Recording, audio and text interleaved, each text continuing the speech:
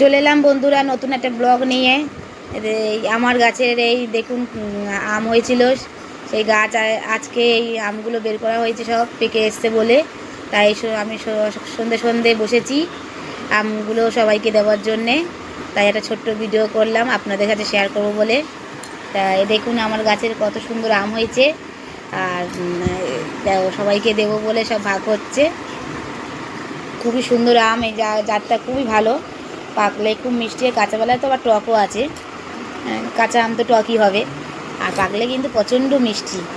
এই আমের জাতটা একদমই আলাদা, তাই আমটা এত সুন্দরই, তাই মানে বলার মতন না। যাই হোক, তা এটাই এই আপনাদের সাথে একটু শেয়ার করবো বলে একটা ছোট্ট ভিডিও করলাম দেখানোর জন্যে। দেখুন কি সুন্দর আম হয়েছে। এই একটা ঝুড়িতে কাঁচা আম আছে খানিকটা, আর একটা গামলাটায় মোটামুটি পেকে এসছে। তার জন্য আমি এই গামলার আমগুলো এখন সবাইকে দিয়ে দেবো, বাড়ির লোকজনকে। মোটামুটি আমাদের বাড়িতে অনেক লোকজন আছে, চেনাশোনার লোক, আত্মীয় কুটুম আছে, তাদের দেবো সবাইকে, বন্ধুবান্ধবকে। আমি সবাইকে আমটা দিই প্রতি বছর সবাইকে, তার জন্যে। তাই এই সন্ধ্যেবেলায় এই জন্য বসে পড়লাম সবাইকে আমগুলো দিয়ে দেওয়ার জন্যে, আর একটা ছোট্ট ভিডিও করলাম আপনাদের সাথে শেয়ার করবো বলে। কি সুন্দর লাগছে না, মানে আমগুলো এত টেস্টি, মানে বলার মতন না। যাই হোক, আপনাদের সাথে আর দিতে পারলাম না আপনাদের, আর শুধু দেখাচ্ছি। খুবই ভালো, নিজের গাছের আমের মতন কিছুই নেই। তা আপনাদের কার কার বাড়ির গাছে আম হয় একটু কমেন্টে জানাবেন। খুবই ভালো লাগে আমার এই একটা ছোট্ট গাছে এত সুন্দর আম হয়, আর আপনাদের গাছের কীরকম আম হয় সেটাও বলবেন।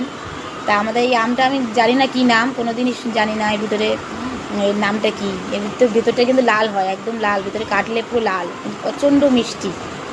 এটা আমার বাবা গাছটা লাগিয়েছিল, তার জন্য মানে আমি জানি না কী গাছ, কিন্তু আমটা এত ভালো বলার মতন না। যাই হোক, আপনাদের বাড়িতে যদি আম গাছ থাকে কমেন্টে জানাবেন কীরকম লাগে। নিজের বাড়ির গাছের আমের কথা একদমই আলাদা। ঠিক আছে, চলো বন্ধুরা, এইটুকুনি রাখছি, টাটা, বাই বাই, শুভ সন্ধ্যা। পরের ব্লগে আপনাদের সাথে আবার দেখা হবে।